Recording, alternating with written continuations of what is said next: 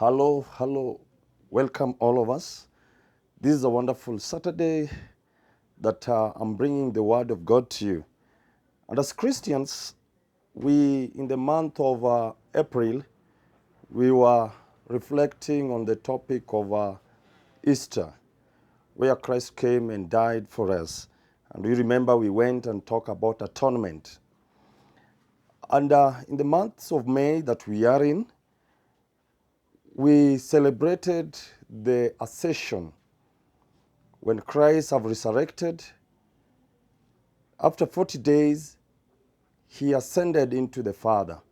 And right now, he's sitting at the right hand of the Father. And he promised that he's going to send a helper.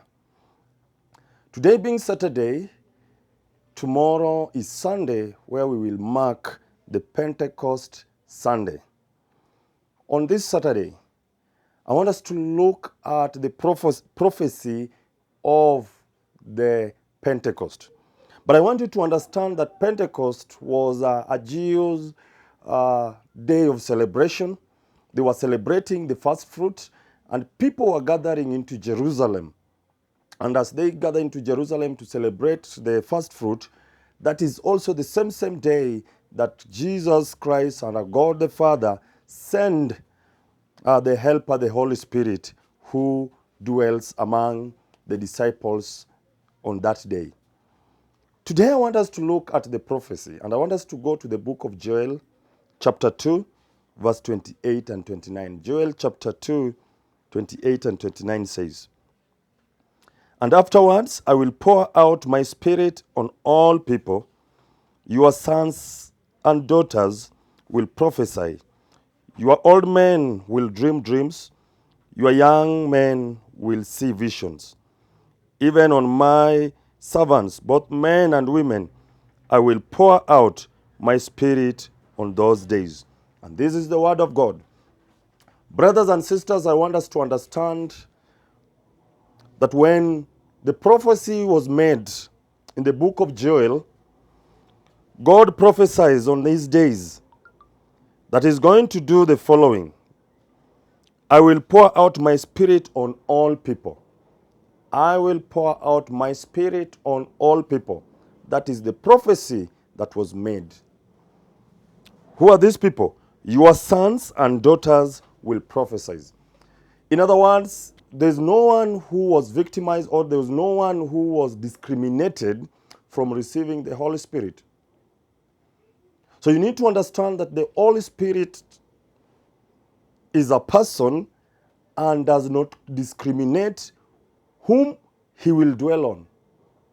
The Holy Spirit will dwell on both sons and daughters.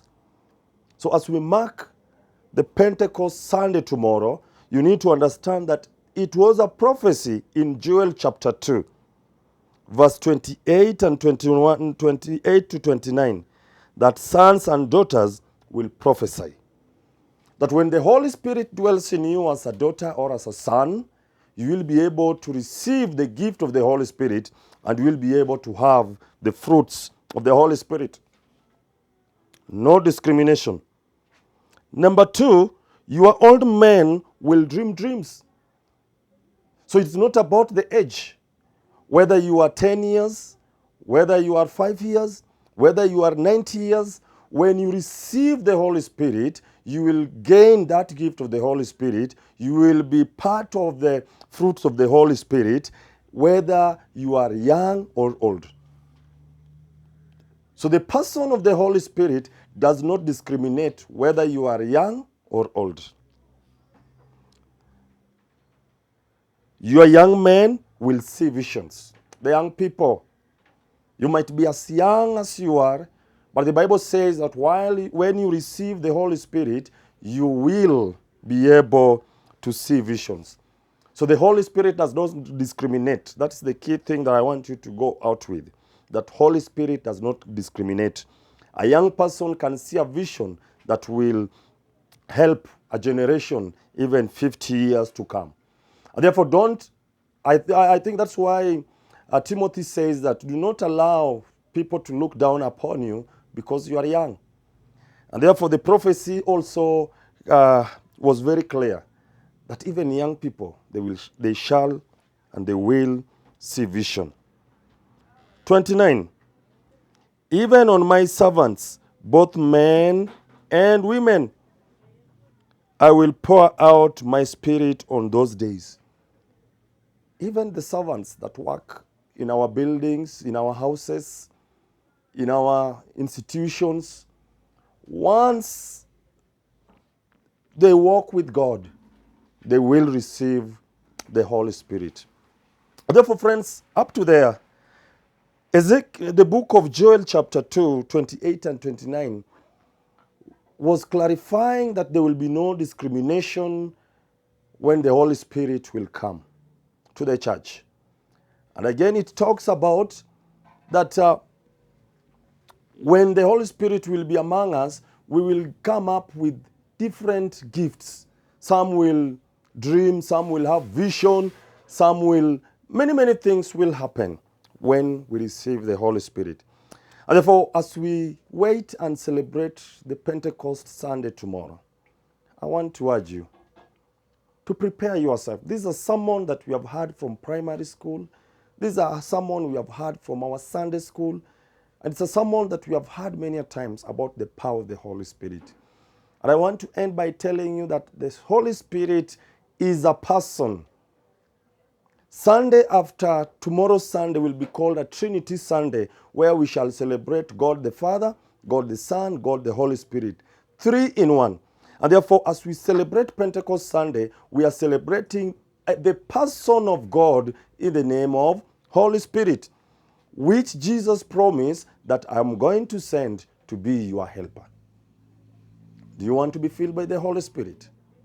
This was a prophecy in the book of Joel. And God is going to fulfill it in the book of Acts chapter 2.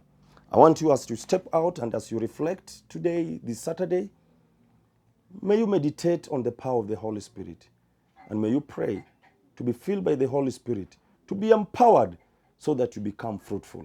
We were talking about fruitfulness. You can never be fruitful if you're not filled by the Holy Spirit. Let's pray. Dear Father, we thank you for your word. Joel prophesies that sons and daughters will receive Holy Spirit. The young and the old, even the servants will receive the Holy Spirit. We pray that, Lord, may you fill us with your Holy Spirit so that we can live a life that brings glory unto your name, so that we can be fruitful in this world that you created us and you empower us to live a purpose-driven life. Thank you. In Jesus' name we pray. Amen. Thank you, friends. May you ask for the Holy Spirit. Let's meet tomorrow Sunday as we celebrate Pentecost Sunday.